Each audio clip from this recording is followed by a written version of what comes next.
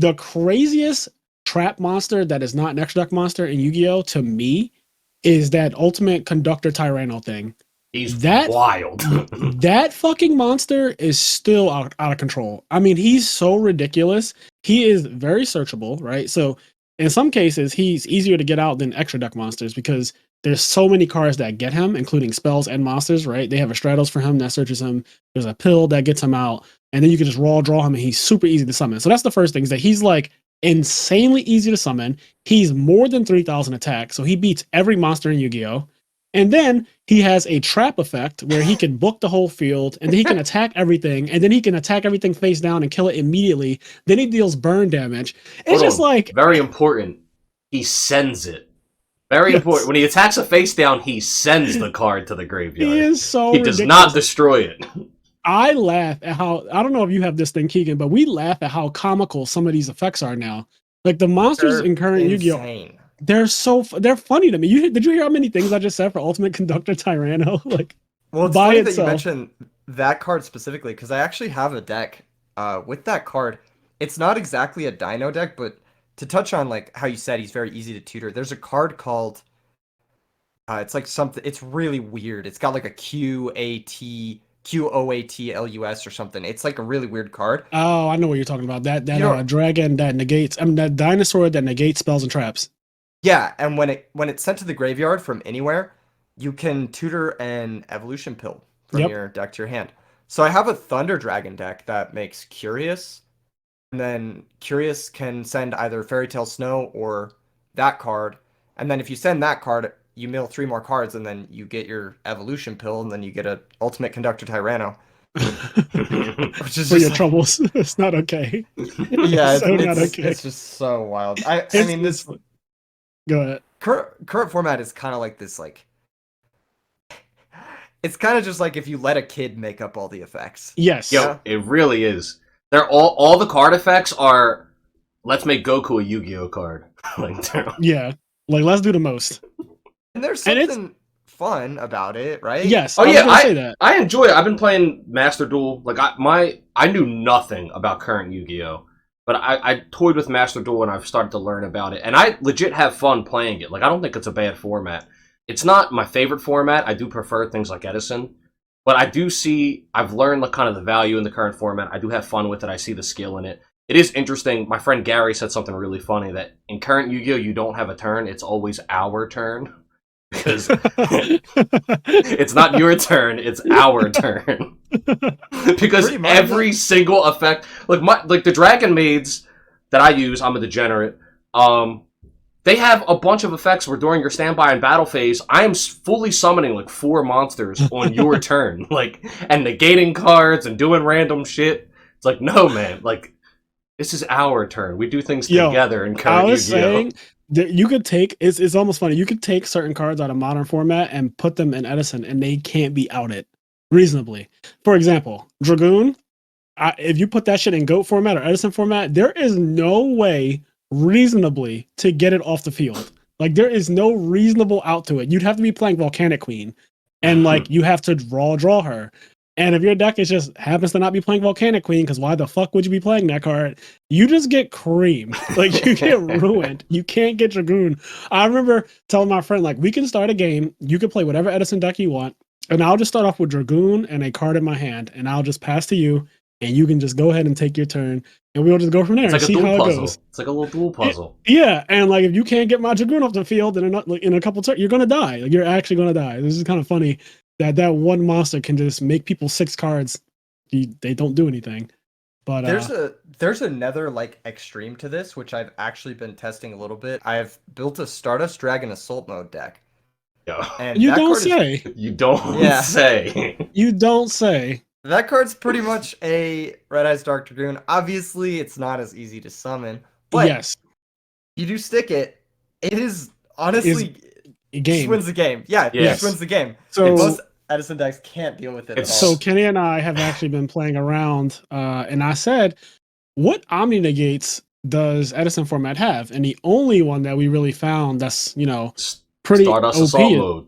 Stardust Assault Mode. I was like, holy shit, this guy, if you summon that card, honestly, I don't really know reasonably, especially game 1. Game 2, you Yeah. can just crow it and then you're out of the woods. But even But then, game, even if you yeah, crow it, what you got to do to get, you have to play a card that's going to force me to negate. Because I know crow yeah, exists. You have to play a card that's going to really force me to negate it, and then you have to have crow in your hand. So like, you got to go out of your way to get rid of it.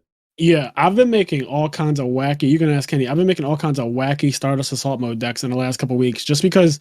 Like I have my real decks like Hero Beat and Gravekeepers and Glad Beast and Diva Hero and Vayu Turbo, all the standard decks that you expect to see in an Edison tournament. But then I have these, I don't know, decks where I'm trying to like break the format and do something that's completely unfair. And I do think that getting out Assault Mode is very unfair, but then the conundrum with it is every card that you have to play to get him out is awful. Yeah. Yeah, And pretty much. Yeah. and they also wrote it in such a way where they knew they didn't want it to be abusable, which is one of the things I love about Edison format is every time I try to find something to abuse, like, I think I'm a genius and I think that I'm going to pull a crazy fast one over on everyone else, there's something stopping it. So Assault Mode Activate, literally, they have to be summoned from the deck and not the hand. If Assault Mode Activate said from hand or deck, Assault Mode would be ridiculous, right? Like, that solves so many problems with Assault Mode monsters because you don't want to draw them ever. You want them to remain in your deck. And so it's so awkward because on one hand, well, I don't want to play more than one Stardust Assault Mode. Like, I don't want to play more than one of that card. But then if you draw it, the only way you can get it back into your deck is either to discard it and Pot of Avarice it away, or to Plague Spreader Zombie it. And so one of my problems that I've been having is, what do I do when I draw it? I have to then draw a Foolish Barrier to get Plague in the Grave, or do I have to like fucking discard it and then Pot of Avarice it back? It's so annoying, but then I want my deck to go fast, and if you make your deck too fast, then you're probably going to draw into it that way. So it's like this really weird balancing act where you want your deck to be fast enough to get out of Stardust, but you don't want to be so fast and draw too many cards where it ends up drawing the Stardust Assault Mode. You also don't want to play more than one Stardust Assault Mode. Even though they have this nice draw spell that's like Assault Teleport, I've experimented with that, and that card is its own memes. It's like put back an Assault Mode monster, draw 2. So there's all kinds of things to try to like help this strategy out, but it was definitely made to be fair. Yeah, it is. It's super nerfed, and compared to stuff like Dragoon, obviously. Yes. And there's a few other like little things that come up when I was playtesting the deck. If the opponent's able to bring back a Treeborn Frog, and then activate 2 Miracle Fusions, they can pretty easily beat you. That's one way you can actually lose. You because mean like Absolute Zero, I guess? yeah, just summon a 3,000 monster. Oh, I see what you're saying. So yeah. Yeah, because the Stardust Assault Mode is actually quite weak. You can run it over with a lot of different things. Well, he's 3,000, right?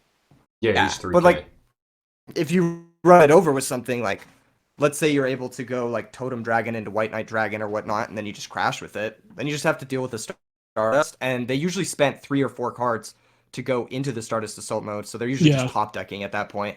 Luckily, I think when Stardust Assault Mode comes out, though, it is typically just over. It has to be super extreme, I feel like, for you to get over that card, honestly. Yeah. No, like you have to have like specific stuff. Yeah. It's harder to out than it is to get. Like, it's harder to get it off the field and then also be done with it than it is to get it out. Like, I think it's a little easier to summon a monster because sometimes one of the cool, funny things that you can bait your opponent into is just fucking activating your Starlight Road. That's just the cheapest way to get it out. Like, you can just set Assault Mode Activate, set Starlight Road. And I've already discussed this with other players who are currently doing Edison, but if you draw Heavy Storm and your opponent has multiple back rows, right? Like, you're not going to not play heavy. Like, obviously, you don't want to get Starlight Road it. You don't want to, the best case scenario is that they solemn it or that they dark bribe it. But you can't just not play your Heavy Storm. Like, I don't know what you're going to do if the game plays out and you're just holding Heavy Storm, hoping that it's not road the whole game. Like, that's not realistic. So every time people draw Heavy Storm, like, they pretty much do have to play it, especially if there's multiple back row. Like, I don't know, you might be able to get a turn where you go, oh, I'll set my Solemn first, right? And that's like a cool little thing you can do. But that's if you drew your Solemn, or if you drew anything that would negate Starlight Road, like Oppression or something. But if you don't have that option, like if your hand is just like heavy and then a bunch of other cards they might be good cards, but you're not going to just not play heavy. So every game where your opponent has to go Heavy Storm until your Starlight Road, that's just like the freest Assault Mode. And it's such a blowout already to get Starlight Road it. Like, I haven't lost a single game where I've resolved Starlight Road pretty much ever. And Yeah, and and that's kind of yeah, like the other thing too, is like if they activate Heavy Storm and you resolve Starlight Road, do you really need the Assault Teleport follow-up, or can you just have any other trap card and just win anyway? yeah, That's kind of the thought process behind that whole thing. But and also another thing I've noticed, I've had a few people send me lists lately without Heavy Storm because yeah. I saw your list today didn't have Heavy Storm, and that was the first thing I noticed when you were playing the duel at the end of the video for the volcanic Black Garden deck. yeah, and I think in some lists it's right, in some lists maybe it's not, but Yeah, I feel the same way about Torrential Tribute. I don't think Torrential Tribute is as good as people thought it was. yeah, oftentimes it's just going to be trap hole, like realistically. Yeah. So, Yeah, yeah. and a lot of times it's worse because you like the game is so tempo based. You have to be on the back foot for Torrential to be good. I don't like to play expecting that I'm going to be on the back foot. Exactly. And that's another. Hey guys, if you like this clip, we have full video versions of our podcast episodes available on the IMNerd Patreon, as well as exclusive content. If you'd like to listen to our full podcast episodes or find us on any other social media platforms, you can do so by clicking the link tree below.